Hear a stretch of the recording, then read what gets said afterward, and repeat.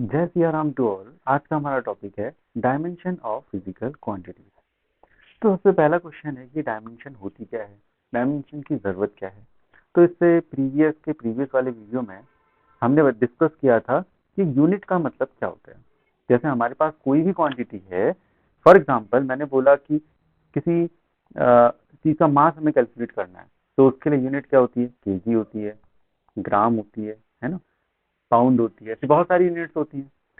अब ये यूनिट हो गई है ना। जैसे फॉर एग्जांपल मैंने बोल दिया आपका डिस्टेंस, तो डिस्टेंस के लिए क्या क्या यूनिट्स होती हैं आपकी, मीटर हो गई, किलोमीटर हो गई, सेंटीमीटर हो गई, मिलीमीटर हो गई, ऐसे बहुत सारी यूनिट्स हैं।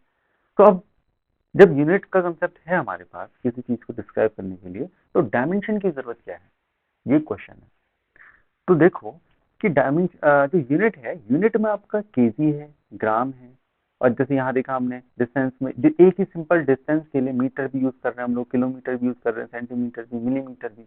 तो क्या है कि हमको प्रॉब्लम होगी किसमें, कि अगर मैंने बोला कि हमारे पास एक कोई क्वांटिटी है ना, अब उस क्वांटिटी का हमें पूरा एनालिसिस करना है। तो अब उस एनालिसिस करने में कभी हम सेंटीमीटर लिखें, कभी मीटर लिखें, कभी ग्राम लिखें, कभी किलोग्राम लिखें, तो उसका कैलकुलेशन करने में जो टफनेस आएगी हमको, उससे रिड्यूस करने के लिए हमने कंसेप्ट बना लिया कि अगर आपके पास मास होगा तो उसको मैं एम लिखूंगा, ठीक है।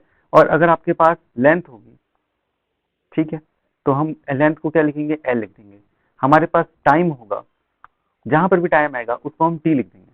तो अब इससे होगा क्या, अब इससे ये होगा कि अब हम पूरे इक्वेशन को, पूरे क्वेश्चन को कैसे सॉल्व करेंगे, एम एल टी की सहायता से सॉल्व करेंगे। उसके बाद हम लोग क्या करेंगे कि जो भी आपका सिस्टम है, एम के एस है, सी जी एस है, एफ पी एस है, तो उसमें डायरेक्ट उनका कन्वर्जन कर देंगे। और यूनिट के खुद से बहुत सारे फायदे हैं, वो सारे फायदे क्या क्या हैं वो हम सब डिस्कस करेंगे। तो सबसे पहली चीज हमें ये समझना चाहिए कि यूनिट की डायमेंशन की जरूरत क्या है। तो डायमेंशन की जरूरत क्या है कि हमारे पास बहुत सारे जो आपके यूनिट्स हैं, इन यूनिट्स को हम लोग क्या करना चाह रहे हैं, सिंपल सिंपल एक वे में लिखना चाह रहे हैं, मतलब कि हमारा जो एनालिसिस है वो सिंपल हो जाए। तो उसके लिए हमने डायमेंशन का यूज किया, और डायमेंशन में हमने क्या किया कि मास को लिख दिया एम, लेंथ को लिख दिया एल, टाइम को लिख दिया टी। ऐसे आपका करंट हो जाएगा, तो करंट के लिए हम लिखते हैं ए, ठीक है। और आपके पास ऐसी टेम्परेचर हो जाएगा, बशर्ते हमारा इनसे ही काम चल जाएगा, केल्विन लिखते हैं के, ठीक है ना। तो बस इन नोटेशन का हम लोग यूज करेंगे और डायमेंशन निकाल लेंगे। तो डायमेंशन निकालना बड़ा ही आसान काम है। फॉर एग्जाम्पल हम लोग क्या लेते हैं, फोर्स का एग्जाम्पल। फोर्स से भी पहले मुझे लगता है कि वेलोसिटी बेस्ट रहेगा, क्योंकि वहां से फिर हम फोर्स पे पहुंचेंगे तो ज्यादा बेस्ट है। तो वेलोसिटी क्या होती है पहले हमें ये पता होना चाहिए। तो वेलोसिटी आपको पता होगी कि डिस्प्लेसमेंट अपॉन टाइम, इसको हम बोलते हैं वेलोसिटी।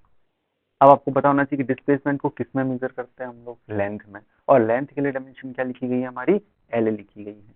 ऐसे टाइम को क्या लिखते हैं, टाइम को सेकंड है ना, और टाइम के लिए डायमेंशन क्या है, टी है, तो हमने क्या लिख दिया, टी लिख दिया।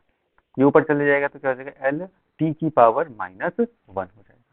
अब डायमेंशन लिखने का भी एक टेक्निक है कि हम ये बता सकें कि डायमेंशन है, तो हमेशा इसको हम क्या लिखते हैं, ब्रैकेट्स के बीच में लिखते हैं। तो हमेशा कैसे लिखेंगे, जैसे एल टी -1। तो वेलोसिटी की डायमेंशन क्या आ गई, एल टी -1 आ गई। फॉर एग्जाम्पल एक्सेलरेशन हम आ जाते हैं, ठीक है ना। तो एक्सेलरेशन की डायमेंशन निकालनी है तो क्या, एक्सेलरेशन का फॉर्मूला पता होना चाहिए। तो एक्सेलरेशन का फॉर्मूला क्या है, change in velocity, change in velocity upon time. तो वेलोसिटी का तो हमने डायमेंशन निकाल रखा है, क्या डायमेंशन है वेलोसिटी का, एल टी -1 अपॉन टाइम का डायमेंशन क्या हो गया, टी हो गया।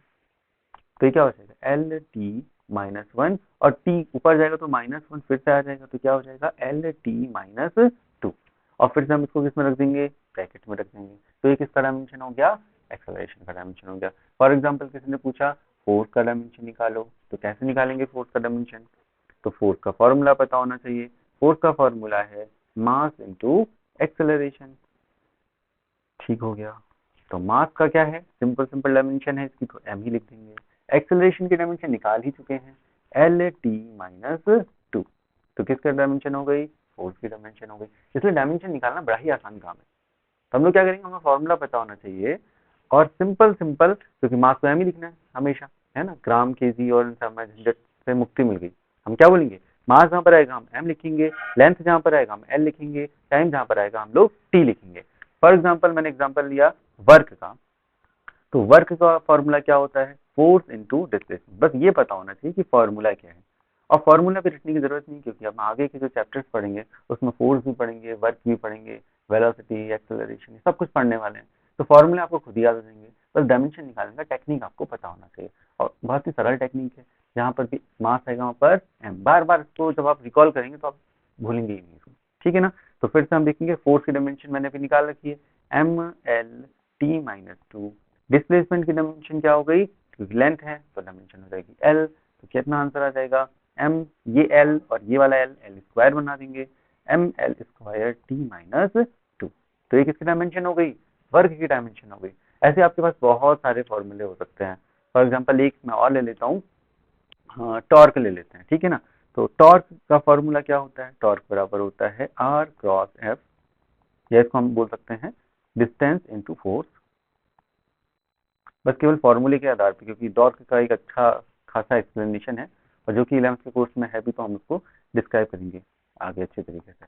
बस यहाँ केवल हम डायमेंशन निकालने के लिए सिंपल लिख रहे हैं इसको, आर क्रॉस एफ। तो डिस्टेंस के लिए क्या लिखेंगे एल, फोर्स के लिए क्या लिखेंगे M L T minus two, तो ये बन जाएगा M L square T minus two. और आप देखेंगे कि दोनों का आंसर जो है, जो वर्क का है वही किसका भी है, टॉर्क का भी है। तो ऐसा नहीं कि दो सेम क्वांटिटीज हैं तो उनका दो अलग अलग क्वांटिटीज है तो उनका जो आपका डायमेंशन है वो सेम नहीं हो सकता, आराम से सेम हो सकता है, ऐसा कोई इशू नहीं, ठीक है ना। बट ये दोनों का जो फिजिकल मीनिंग है ना, कि आर क्रॉस एफ और फोर्स इनटू डिस्प्लेसमेंट, मैंने इसमें क्रॉस लगाया है एक्चुअल में, बट वर्क का फॉर्मूला क्या होता है एफ डॉट डी। बट हम जब आगे पढ़ेंगे तो देखेंगे कि स्केलर क्या होता है, वेक्टर क्या होता है। बट डायमेंशन का डॉट प्रोडक्ट क्रॉस प्रोडक्ट से कोई फर्क नहीं है, इसलिए हम सिंपल सिंपल इसके फॉर्मूले से ही इसको डिराइव कर ले रहे हैं। तो ये तो सबसे सिंपल टेक्निक थी कि डायमेंशन हम लोग निकालते कैसे हैं। तो उम्मीद है आप लोगों ने सीख लिया होगा।